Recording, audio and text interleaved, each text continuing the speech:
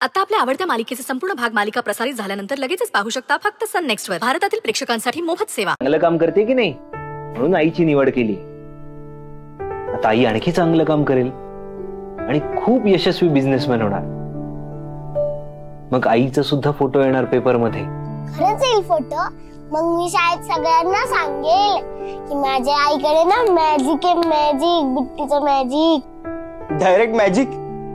हो, मग तुम्हाला माहिती नाही आई कसलं झटपट काम करते, स्वयंपाक करते, माझा अभ्यास घेते, काम संपवते, इथली अगरबत्त्यांचं काम करते, बिझनेस करते, सगळं एकटी करते, एकदम फास्ट. एवढा करते म्हणजे तिच्याकडे तर मॅजिक असणारच ना. खरंय, गौरीजींकडे मॅजिक आहे. म्हणजे गौरीजींची कमाल आहे ना. पण बिट्टी, आता तुझी पण मजा आहे. स्टार आईची मुलगी ही स्टारच असते. हा, म्हणूनच बिट्टीला आता जबाबदारीने वागावं लागणार. हो बिट्टी, आता स्वतःची कामं पटापट करायची. आईला अजिबात त्रास द्यायचा नाही. मी त्रास देतच नाही. मी पण आता आईला मदत करणार. आईला बक्षीस मिळाले की माझी कलर टाईट होणार ना. हसताय का तुम्ही? तुम्हाला कळलं ना? नाही नाही तर पुन्हा पाठवाल कोणाला तरी विचारायला. पाठवाल? कोणाला पाठवाल? कोणी पाठवलं? मी पाठवलं? कधी? कुठे? नाही नाही नाही, म्हणजे मी इथं काय करतोय? हे बिट्टीला घ्यायला आलोय. बिट्टी चल, शाळेत जायचंय. पण तुझी शाळेत बुडाली ना तर तुझी आई रागवेल माझ्यावर. नाही मी गेला तुझ्या जागेवर, पण ते तुमचे बा कसं एवढीच असत ना, त्याच्यात मावणार नाही. असे गुडघ्यावरती दिसले असते आणि मी आता कसं वाटलं. चंदू शेठ, आता चलता का? चला चला.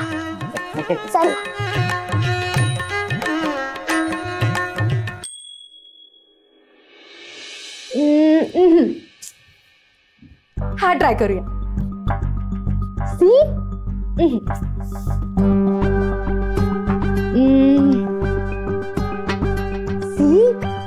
गॉड रोहित, हा काय कमाल दिसतोय तुझ्यावर.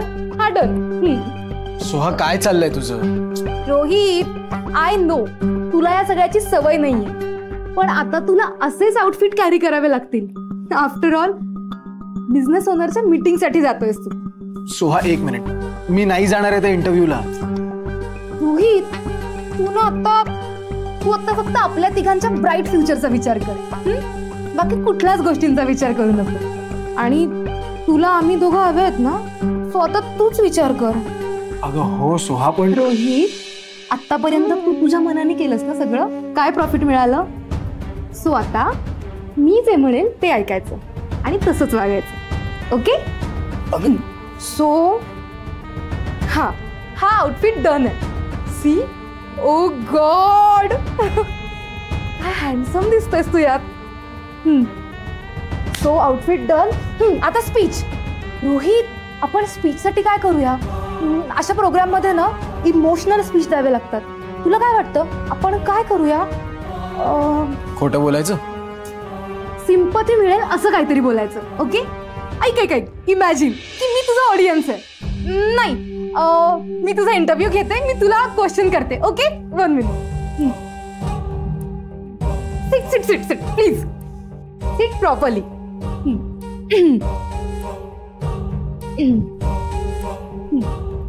So mister Rohit Paithankar, tell us about your successful journey. तुमच्या या सक्सेसफुल बिझनेसची सुरुवात कुठून झाली आणि कशी झाली? सोहा, काय चाललंय? रोहित, विचारतायत ना तुला, सांग ना प्लीज. रेडी. सुरुवात म्हणजे बिट्टीच्या शाळेत प्रोजेक्टसाठी गौरीने अगरबत्त्या केल्या होत्या. त्या त्यांना खूप आवडल्या, म्हणून त्यांनी आम्हाला अजून ऑर्डर दिली. ऍक्च्युली या सगळ्याचं क्रेडिट गौरीला. मॅड, ते तुला तुझ्याबद्दल विचारतायत आणि तू काय गौरी लावलंस? हा रोहित, हे असं बोलणं कोण ऐकणार आहे का तुझं? तुला काहीच कसं कळत नाही यार सांगितलेलं. इमोशनल स्टोरी हवी, इमोशनल. म्हणजे खरं नाही सांगायचं का? जे लोकांना आवडेल ते सांगायचं, म्हणजे लोक ते फील करतील. तुझं हार्डवर्क, तुझं पॅशन, तुझं दुःख, तुझं स्ट्रगल, ही स्टोरी लोक फील करतील. स्टोरी अशी असायला हवी जी लोकांना आवडेल, जी त्यांना फील होईल आणि ते आणखी लोकांना सांगतील. म्हणजे आणखी न्यूज चॅनल तुला इंटरव्ह्यू साठी बोलवतील.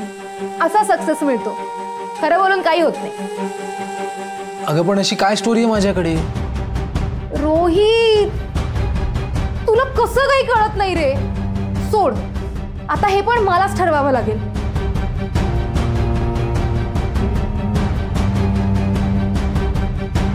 ए हा, ऐक. ओके, मिळाला इमोशनल पॉइंट. तुझी सुसाईड स्टोरी. काय वाटतं? कमाल आयडिया आहे ना माझी? आई, मला पण माहितीये तू मोठी स्टार होणार. मग मला तुलाही ट्रॉफी मिळाली की मी शाळेत सगळ्यांना सांगणार माझी आई आहे म्हणून. मग मी पण स्टार होणार.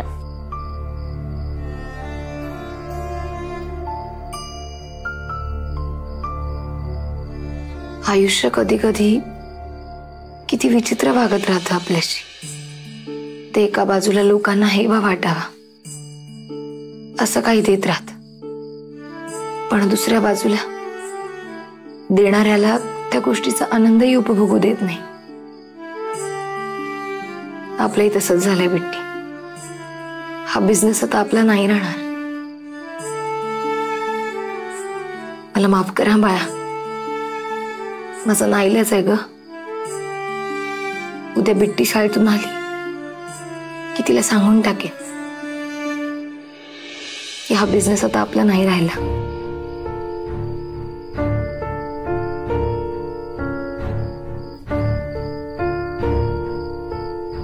गौरी,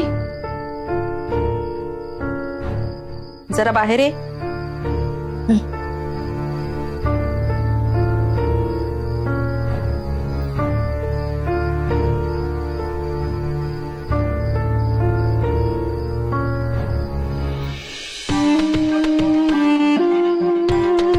गौरी, बाळा का असं करतेस तू? काय गरज आहे? का असा निर्णय घेतेस तू? जरा विचारपूर्वक निर्णय घे ना. रेवती मॅडम, तुम्ही कशाबद्दल बोलताय मला काहीच कळत नाहीये. मला माहितीये तुला समजत नाहीये, पण मला समजतं की तू अशी का वागतेस, आणि म्हणूनच मी तुला समजायला आली. तू तुझा बिझनेस रोहितच्या नावावर करायचं ठरवलंयस. तुम्हाला कोणी सांगितलं? घरात या गोष्टी लपून नाही राहत गौरी, आणि अशा तर नाहीच नाही. तू हा निर्णय का घेतलास ना मला चांगलंच माहिती. सोहाने जो काही तमाशा केला त्यानंतर कुणालाही राग येईल, साहजिक येते. पण रागाच्या भरात आपण जो काही निर्णय घेतोय याचा विचार केलायस तू? तुमच्या भविष्याचा विचार केलायस? बिट्टीचा तरी विचार केलायस का? तुझ्या या अशा निर्णयामुळे तुझं आणि बिट्टीचं नातं बिघडू शकतं याचा विचार केलास? तुम्ही हे काय बोलताय? खरं तेच बोलतीये गौरी. अगं, इतके दिवस तुम्ही गरिबीत काढली, आता त्या गरिबीतून बाहेर पडण्याची वेळ आली. चांगली संधी चालून आली तर तू ती का संधी सोडतीयस? का बिझनेस दुसऱ्याच्या नावावर करतेस तू?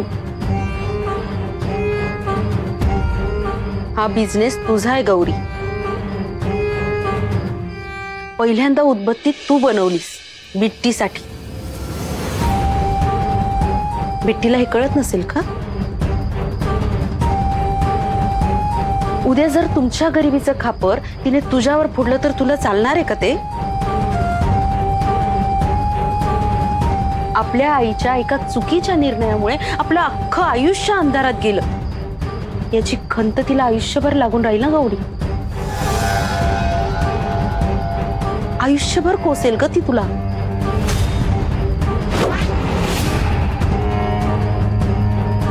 नाही, बिट्टी समजूतदार आहे. ती असा विचार नाही करणार. माझा मुलगाही समजूतदार होता. इनफॅक्ट आजही घरातल्यांपेक्षा जास्त समजूतदार माझा रुद्र आहे.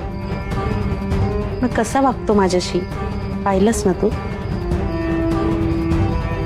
मलाही वाटलं होतं की मी केलेली चूक काळाच्या ओघात रुद्र विसरून जाईल. मी माझ्या रुद्रवर किती प्रेम करते पाहिलंयस तू. मी रुद्रला भरपूर माया लावण्याचा प्रयत्न केला ग, पण काहीतरी उपयोग झाला का? कसा वागतो तो माझ्याशी. हे बघ गौरी, या वयात मुलांच्या मनावर झालेले आघात ते कधीच विसरत नाही, कधीच ते आघात भरून निघत नाही, आणि मी ते भोगतीये. तूही तुझ्या बिट्टीला तशाच कटू आठवणी द्यायला निघालीये. मी हे सगळं भोगलंय गौरी. तुला हे भोगावं लागू नये म्हणून हे सगळं सांगते. खरं तर यापूर्वी मी हे तुला सांगून झालंय. खरंच असं होऊ शकतं? का नाही होणार. आणि काय ग गौरी, तू ज्यांचा संसार वाचावा म्हणून हा बिझनेस सोडतीयस, तुला खात्री आहे का तू बिझनेस सोडल्यानंतर त्याचा संसार वाचेल? हा? आणि मला सांग गौरी, रोहितला एकट्याला हा बिझनेस सांभाळता येईल? अगं तू होतीस म्हणून बिझनेस उभा राहिला, आणि नेहमीप्रमाणे रोहितने हाही बिझनेस बुडवला तर सोहा परत माहेरी निघून जाणार. मग काय, तुझा त्याग वाया जाणार, त्यांचा संसार मोडणार, बिझनेसही मातीत जाणार, आणि तुमच्या आयुष्याची विल्हेवाट लागणार. खरं तर तुझ्या आयुष्याची विल्हेवाट लागणार. म्हणून सांगतीये, शहाण्यासारखी वाग. हा तुझा बिझनेस आहे गौरी, हा इतर कुणालाही देऊ नकोस. बिट्टीच्या पदरात जे दान पडणार आहे ते इतरांच्या पदरात टाकण्याचा तुला काही एक अधिकार नाहीये. माझा रुद्र माझ्यापासून दूर गेल्यामुळे ना मला खूप त्रास सहन करावा लागलाय गौरी. आजही करतीये. माझ्याकडे त्याने असं दुर्लक्ष केलं ना की मला वाटतं मी जीव देऊन टाकावा. गौरी, मला एक आई म्हणून तुला सांगते, प्लीज बिट्टीचा विचार कर. तिचं भविष्य असं अंधारात ढकलू नकोस. तिचा नको आनंद हिरावून घेऊस. तू जर अशीच वागत राहिलीस ना तर बिट्टी ही रुद्र सारखी होईल.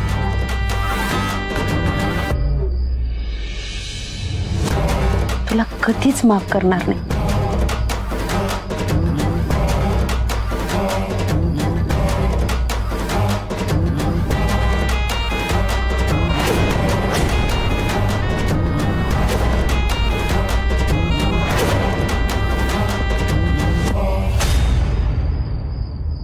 विचार कर.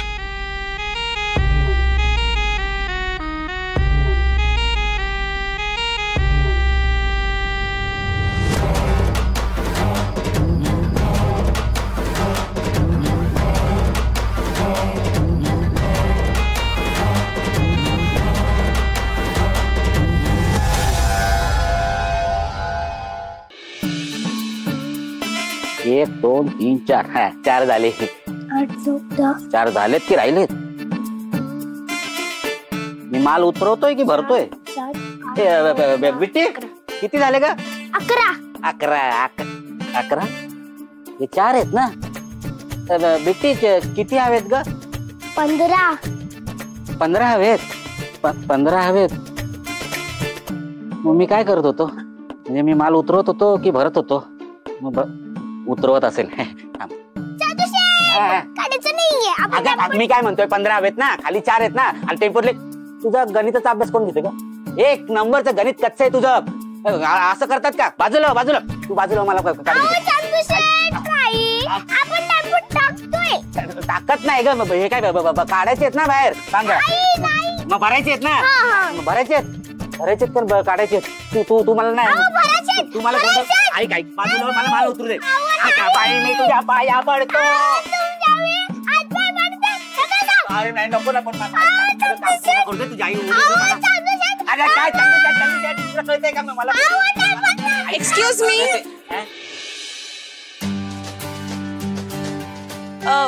पैठणकरांचं घर हेच का? हो. गौरी गौरी? मी आज गौरी सारखा दिसतोय का? नाही मी गौरी नाही, मी चंदू. ही बिट्टी. नाही म्हणजे गौरी इथेच राहते का? हो ती माझी आई आहे. माझी पण नाही माझी नाही. म्हणजे अगरबत्त्या करणारी तीच गौरी ना? हो ती इथेच राहते. तुम्ही कोण? ते बरं झालं तुम्ही आलात. कधीपासून तुमचीच वाट बघत होतो. सगळा माल रेडी तुमचा आहे का? हो नाही मी तर मुलाखत. अहो चंदू शेठ ते हेत म्हणून तर देतोय. ओ तुमचे 15 बॉक्स रेडी आहेत का? बरं तुम्ही नेणार कसे आहेत? काय डोक्यावर नेणार आहेत? डोक्यावर कशी नेणार ना तुम्ही? टेम्पो आणलात का? टेम्पो तुम्ही टेम्पो नाही आणला? मग एक काम करा, हा टेम्पो घेऊन जा. मी काय म्हणतो, हा टेम्पो घेऊन जा, पण परत आणून पण द्या. नाही तर टेम्पो पण गेले, अगरबत्तीचे बॉक्स पण गेले, आम्ही बसलो अगरबत्त्या बनवत. अहो नाही तुम्ही समजताय ते मी नाहीये. अहो चंदू शेठ काय करताय ते मुलाखतवाले? मी माझं काम करतोय. काय मुलाखत करत बसली. माझं काम पूर्ण करते. काय माहिती का, पूर्ण काम केलं ना तर म्हणजे कसं गौरी पण खुश होईल आणि तिचं पण काम हे होईल. हा लाव मस्त व्यवस्थित. हा का? हे बघा तुमचा माल सगळा भरलेला आहे. आता पैसे काढा. पैसे चंदू शेठ ती माझ्या आईची मुलाखत घ्यायला आल्यात. मुलाखतीचे बॉक्स भरले ना.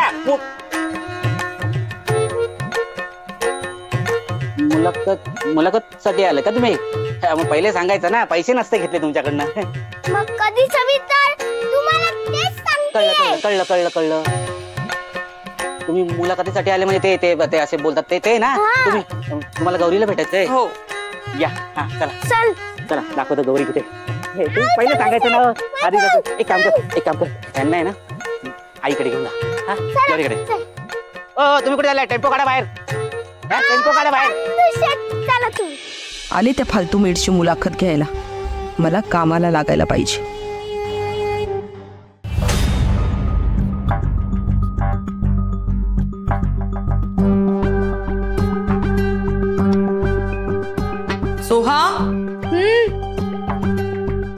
Soha yes aunty. अगं ते खाली आलेत ना. कोण? मुलाखत घेणारे. ओ येस. मी ते येणार म्हणूनच रेडी होतीये. झालं. तू का रेडी होतेस? व्हॉट इज मीन बाय मी का रेडी होतीये? आंटी ते रोहितचा इंटरव्ह्यू घ्यायला आलेत. ऑफकोर्स ते माझा इंटरव्ह्यू घेणार ना. तुझा का घेतील पण? Oh come on aunty. प्रत्येक सक्सेसफुल पुरुषाच्या मागे त्याला सपोर्ट करणारी त्याची वाईफ असते. Like me. Behind every successful man there is a woman like me. Successful man? Of course. रोहितचाच इंटरव्ह्यू होतोय आणि त्याला त्याचा बिझनेस मिळतोय म्हणजे तो सक्सेसफुल झाला ना. ओ गॉड आंटी, हे सगळं मी पार्टीमध्ये माझ्या फ्रेंडला सांगू शकते. काय मजा येईल. मी सगळ्यांसमोर सांगेल की तुझ्या स्वप्नांना जरा ब्रेक लाव. अगं आधी विचारून तर घे की इंटरव्ह्यू रोहितचा होतोय की गौरीचा. परत गौरीचा इंटरव्ह्यू झाला ना तर तुला तोंड लपून फिरावं लागेल मित्रांमध्ये. नो गौरी बिझनेसचे सगळे राईट्स रोहितला देतीये. दिले तर नाहीत ना अजून. सोहा तुला खरंच वाटतं एवढं सक्सेस आणि नाव मिळाल्यावर कुणी आपल्या बिझनेसवरचं राईट सोडेल? बट तिने मला प्रॉमिस केलंय आंटी. प्रॉमिस तर रोहितने पण खूप केले होते तुला. एकतरी पूर्ण केलंय का?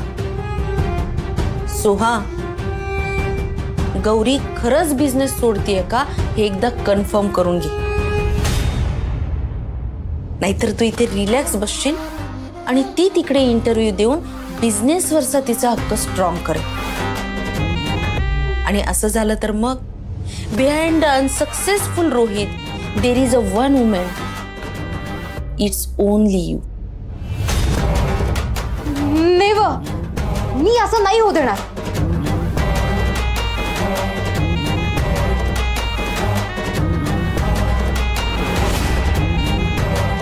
व्हेरी. कोणत्याही सपोर्ट शिवाय हाती फारसं भांडवल नसताना जर त्यांनी खरंच स्वतःहून एवढं सगळं केलंय तर त्या खरंच खूप ग्रेट आहेत. मामा, आमच्या गौरीजी आहेतच ग्रेट. मला तर आधीपासून वाईब्स येत होत्या. त्यांना मल्टी टॅलेंटेड आहेत. म्हणजे घरकाम, स्वयंपाक, नात्यातले दुरावे आणि आता हा बिझनेस खूप छान हाताळतात. असं कुठलंही काम नाही जे आमच्या गौरीजींना जमत नाही. तुम्हाला सांगतो, खरं तर गौरीजींचा इंटरव्ह्यू आहे. पुष्पा, त्यांना बोलायला काहीतरी ठेव. हो, बाकीचं गौरीजी बोलतील, पण त्या ग्रेट आहेत हे नोट करून ठेवा. नक्कीच. खरंय पुष्पाचं. गौरी खरंच सर्व गुण संपन्न आहे. आणि तो या घरातली मेड सुद्धा बिझनेस करते आणि तुझी ती पण लायकी नाही. या गोष्टीचं वाईट वाटायचं सोडून दुसऱ्याचं कौतुक करत बसलीस.